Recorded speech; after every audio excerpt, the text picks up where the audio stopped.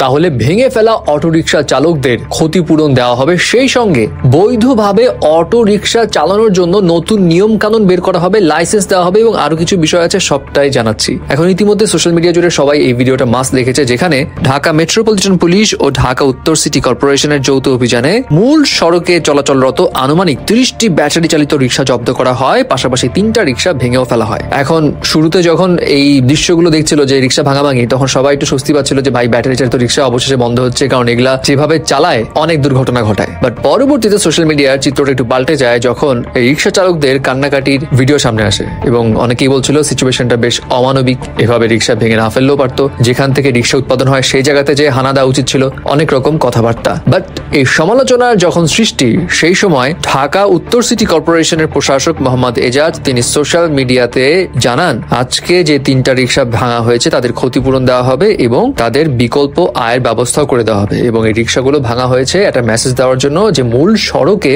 Auto rickshaw চলতে পারবে না। এছাড়া অভিযানের সময় কিন্তু তিনি আরো কিছু কথা বলেছিলেন। সেই সময় তিনি বলেছিলেন ব্যাটারি চালিত রিক্সার চার্জিং পয়েন্ট ও উৎপাদনের ওয়ার্কশপ গুলো বন্ধ করা হবে শীঘ্রই। এবং তিনি জানান যেহেতু এই রিক্সাগুলো কোনো ধরনের যাত্রীদের নিরাপত্তার কথা মাথায় রেখে তৈরি করা হয়নি, সব আমাদের দেশেই বানানো হয়, যার কারণে দেখা যায় এই রিক্সার কারণে পথচারীরাও সামহাও দুর্ঘটনার শিকার হয়। এবং এই দুর্ঘটনার প্রতিরোধ ও সড়কে গণপরিবহনে যে শৃঙ্খলা সেটা ফেরাতেই সরকার ব্যবস্থা গ্রহণ করেছে। বুয়েটের সহায়তায় ইতিমধ্যে ব্যাটারি চালিত নিরাপদ রিক্সার নকশা প্রস্তুত করা হয়েছে এবং কয়েকটি কোম্পানিকে এই রিক্সা উৎপাদনের অনুমতিও দেওয়া হয়েছে। তিনি আরো জানান এই মাসের মধ্যে ডিএনসিসি রিক্সা চালকদের প্রশিক্ষণের ব্যবস্থা করবেন। প্রশিক্ষণ শেষে যারা পাশ করবে তাদেরকেই বৈধ লাইসেন্স দেওয়া হবে এবং অনুমোদিত কোম্পানির তৈরি রিক্সা শহরের নির্দিষ্ট এলাকায় চলতে পারবে। এক এলাকার বৈধ রিক্সা আবার অন্য এলাকায় যেতেও পারবে না। এবং আরেকটা গুড নিউজ হচ্ছে যাত্রীদের ভোগান্তি কমাতে ভাড়াও নির্ধারিত করা হবে। নিয়ম কানুন তো খুব সুন্দর স্মুথ, বাট মানে আসলে কে বা মানার জন্য কি ব্যবস্থা নেওয়া হয় সেটা হচ্ছে দেখার বিষয়।